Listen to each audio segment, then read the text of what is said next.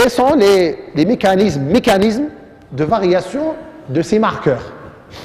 Ça veut dire, qu'est-ce qui fait qu'un marqueur sera normal pour la population saine, par exemple, et sera élevé pour la population malade? Ou le contraire, normal pour la population saine et diminué pour la population malade. Donc, le cas d'un métabolite, n'importe quel métabolite, lorsqu'il s'agit d'une anomalie de synthèse, une anomalie de transporteur, donc le transport n'est pas assuré, ça veut dire le transport d'un métabolite aux cellules, par exemple, utilisatrices, d'un blocage ou d'un barrage métabolique, donc par exemple un déficit enzymatique, donc on va pas produire une certaine substance. Donc ça veut dire que la concentration du produit recherché sera diminuée, donc parce qu'il y a un blocage enzymatique ou bien un blocage métabolique. Dérégulation d'adaptation d'hygiène, donc et bien sûr le diagnostic va se faire dans ce cas par la confirmation par la biologie moléculaire ou bien par la cytogénétique ou bien par la génétique médicale. Donc ça veut dire qu'on va trouver un gène délété par exemple ou un gène muté, ce qui fait que la production d'un tel ou tel métabolite sera bloquée.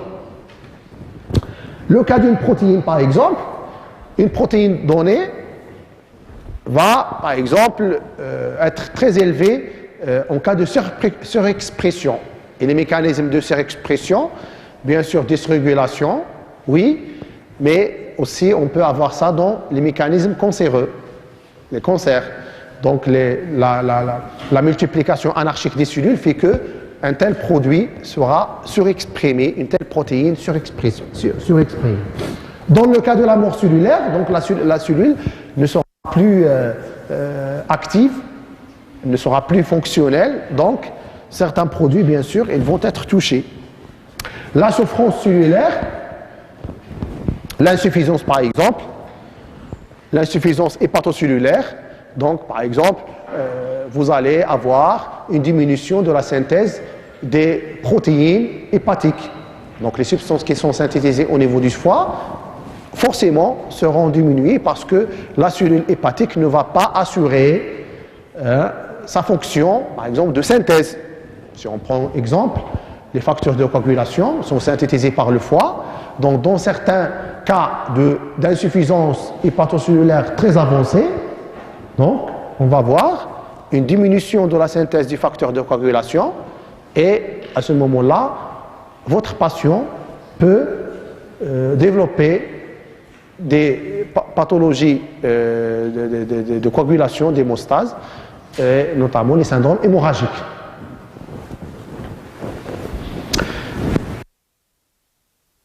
Sécrétion, donc un blocage par exemple, pour la fonction exocrine du foie. Donc s'il y a une cholestase par exemple, un blocage des voies biliaires, donc la bilirubine par exemple, va être augmentée au niveau du sang parce que le foie n'arrive pas à l'excréter, parce que les voies biliaires sont bloquées,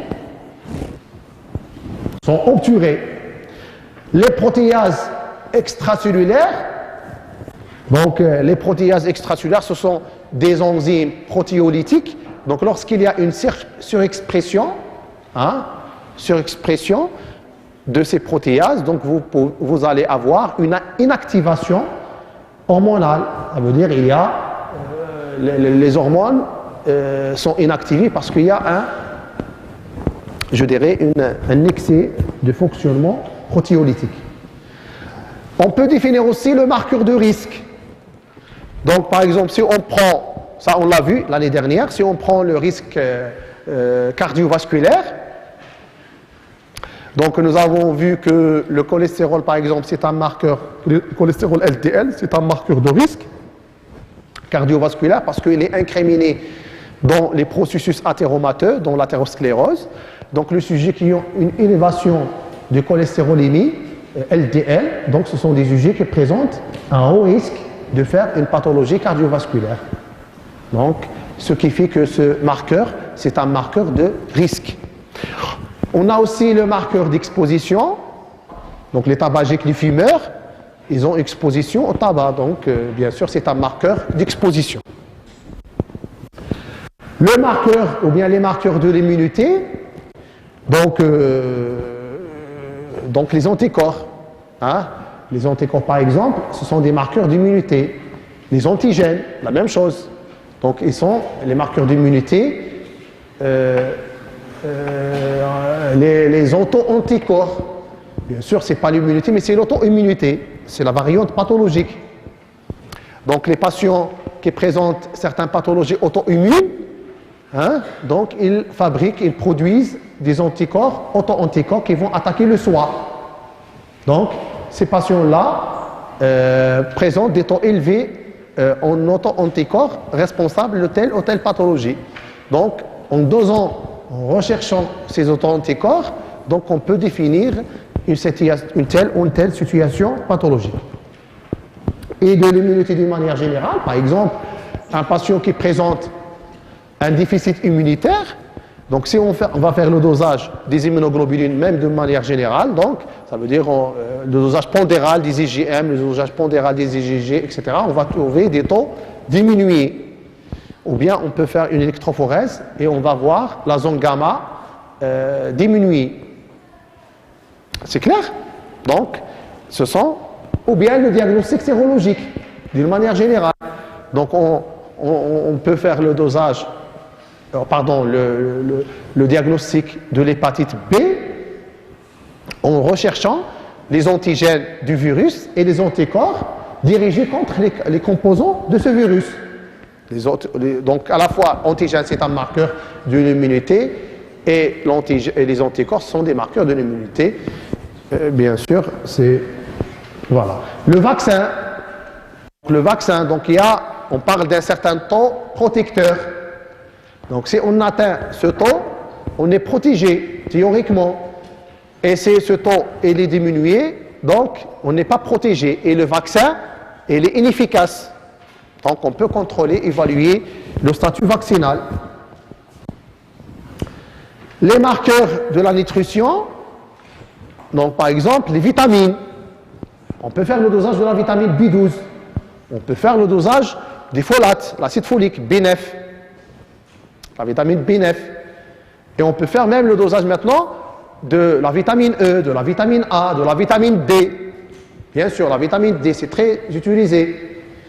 Et le dosage de l'albumine et des protéines d'une manière générale, ça va donner une idée sur la nutrition. Les patients qui ont une malnutrition, bien sûr très avancée, des syndromes de vomissement, les syndromes diarrhéiques, je dirais très graves, donc ils peuvent faire notamment une hypoalbuminémie franche. Donc l'albumine est un marqueur de la nutrition. Les marqueurs de polymorphisme génétique. Les marqueurs de polymorphisme génétique, ça veut dire que maintenant c'est connu, deux patients qui présentent la même pathologie ne peuvent pas forcément répondre de la même manière au même traitement. Donc il y a certains patients qui peuvent résister et il y a d'autres patients qui sont sensibles à un certain traitement. Pourquoi? Parce qu'il y a un polymorphisme génétique. Il y a un polymorphisme génétique qui fait que ce patient, par exemple caucasien, ce patient africain, ils ont la même maladie, mais ils ont deux comportements différents. Ou bien aux infections. Il y a un patient qui est vulnérable à une certaine infection plus que les autres. Ça se connaît pour le paludisme, par exemple. Donc, cette détermination génétique, elle est aussi importante. L'application aussi, c'est dans le diagnostic des maladies héréditaires, en médecine légale. Ça veut dire qu'il y a, par exemple, un crime qui est survenu, l'environnement, l'endroit, et il y a les empreintes.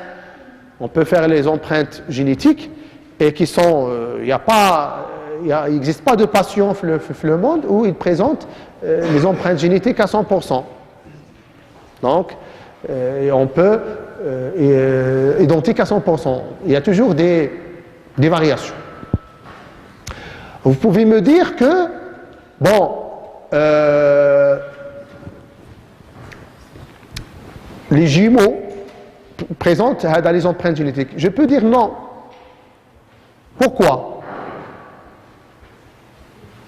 Il y a que les jumeaux, c'est une cellule divisée en deux. Il y a que tafrine. Donc ça veut dire matière génétique là ou là. La vraie jumeau, c'est dit le vrai jumeau.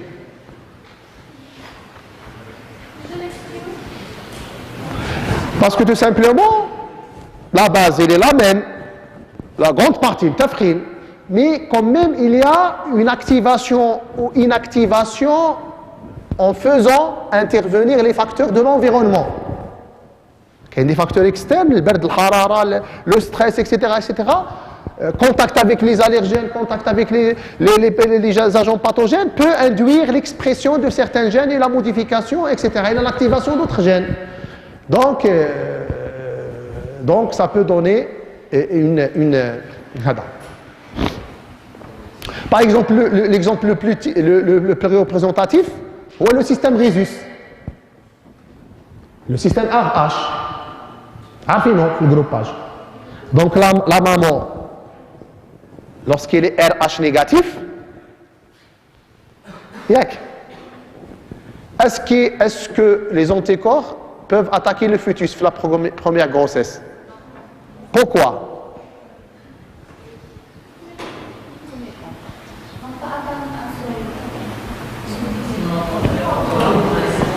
Parce que le corps d'Yalha n'avait pas de contact avec le RH positif. Le contact c'est d'air le moment de l'accouchement. Le sang, le fœtus, qui existe le placenta, le bébé, le nouveau-né, va être sera mêlé avec celui de la maman. Donc à ce moment-là, il y a un contact avec l'antigène. Vous êtes d'accord? Ça veut dire les globules rouges de la maman. Ils sont comment? Il ne porte pas d'antigène RH. Vous êtes d'accord? Parce qu'il est RH négatif. Donc, il peut produire l'anticorps. Pour le système AB0, c'est régulier. Les anticorps sont réguliers. Pourquoi on dit régulier? Parce que dès la naissance, la mère toujours, lorsqu'il est B, ça veut dire automatiquement, elle présente les anticorps anti-A. Lorsqu'elle est A, elle présente les anticorps anti-B. Lorsqu'il est AB, il ne présente aucun anticorps. Lorsqu'il est O, il présente les anticorps anti-A et anti-B. Vous êtes d'accord? Mais pour le système RH, non.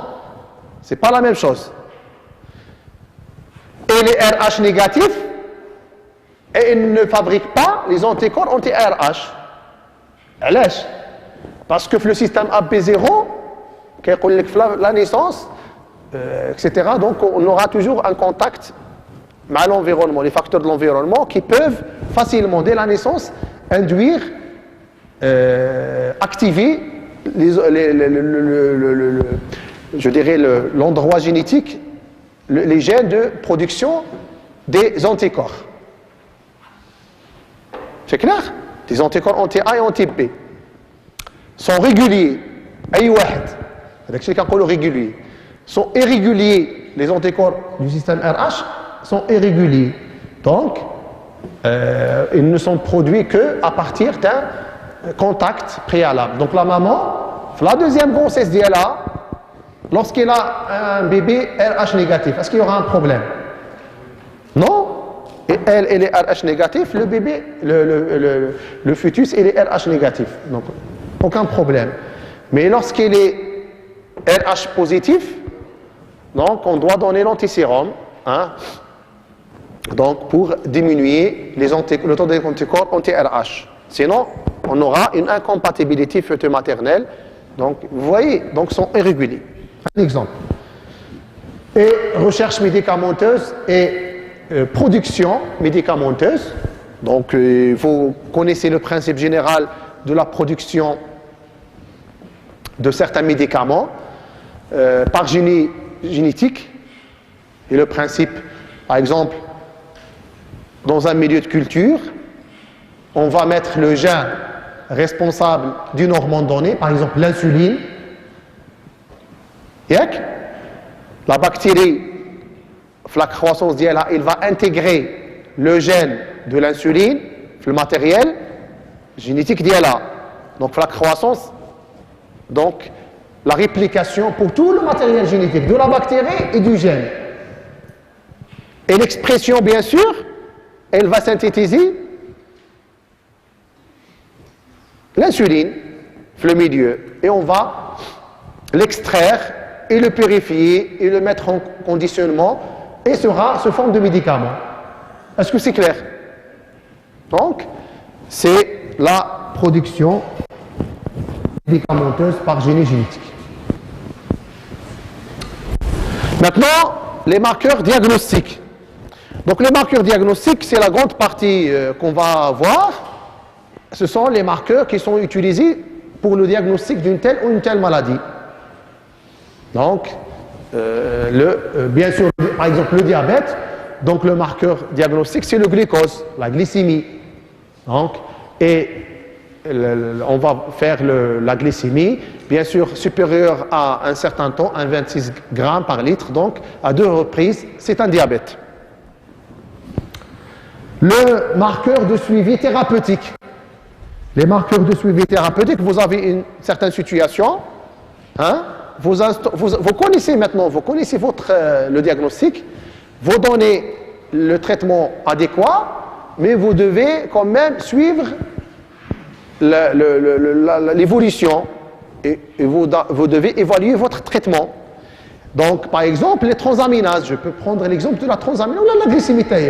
Donc, un patient diabétique, donc la glycémie, hein, ça peut donner une idée sur, ou bien l'hémoglobine glyquée, le diabète. Les transaminases dans le traitement des hépatites. Donc, la diminution des transaminases vers les taux normaux, hein, constitue un signe, un indicateur favorable de la bonne évolution du malade.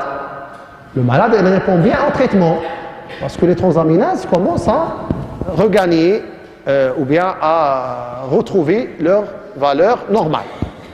Ou bien le contraire, s'il reste dans les valeurs supérieures à la normale, hein, donc ça peut donner une idée sur la gravité de la maladie et l'inefficacité du traitement. Donc, on peut changer le traitement inefficace. Par exemple, aussi les infections, la CRP. Donc, la CRP, c'est un indicateur de suivi thérapeutique.